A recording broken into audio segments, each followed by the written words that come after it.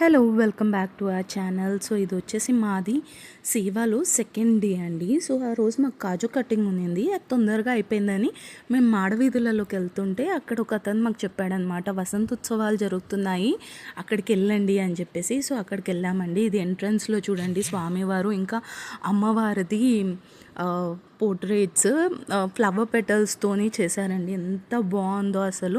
And ఇక్కడికి వచ్చేసామండి మేము, వసంతోత్సవాలు ఎక్కడైతే జరుగుతున్నాయో ఆ ప్రాంగణంకి.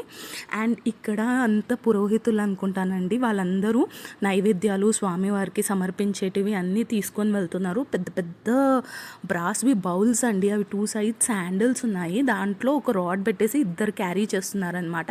అండ్ డెకరేషన్ పార్ట్కి వచ్చేసరికి అసలు కళ్ళకు పండుగ అండి. మొత్తం వసంతోత్సవాలు అంటేనే ఫ్లవర్స్తో డెకరేషన్ అన్నీ చేస్తారంట కదా.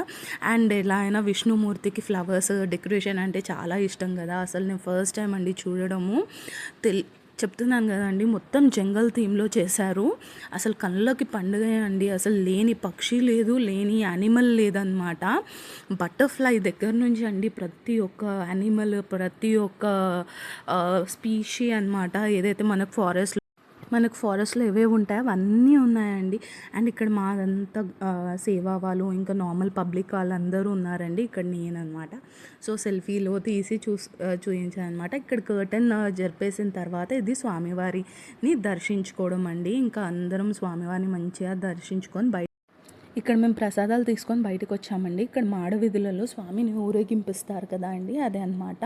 సో ఇక్కడ చూడండి గజరాజులకి పంతులు గారు వచ్చేసి అట్టిపండ్లు ఇంకా బెల్లంది పెద్ద ముద్ద పెడతారండి. అది తీసుకునేటప్పుడు అది ఎంత మంచి కాలు వెనక చేసి అండ్ తోకని ఊపుకుంటూ ఎంత బాగా రిసీవ్ చేసుకుందో అసలు. అంటే అది రెస్పెక్ట్ అండి, నమస్కారం చేసినట్టు అంట. అండ్ ఇక్కడ బంగారు గోపురము అండ్ ఆ రోజు పౌర్ణమికి ఒక రోజు ముందనమాట అండి అది. ఇక్కడ మేమందరం తాళ్ళు పట్టుకొని నిలబడ్డామన్నమాట. అండ్ ఇక్కడ మంగళ బాజాతో స్వామివారు బయటికి వచ్చేసారండి మాడవీధులలో. అసలు కళ్ళకి పండుగ అండి. అసలు ఎంత దగ్గర నుంచి చూశాను, అసలు ఎంత బ్రైట్గా, ఎంత నాకు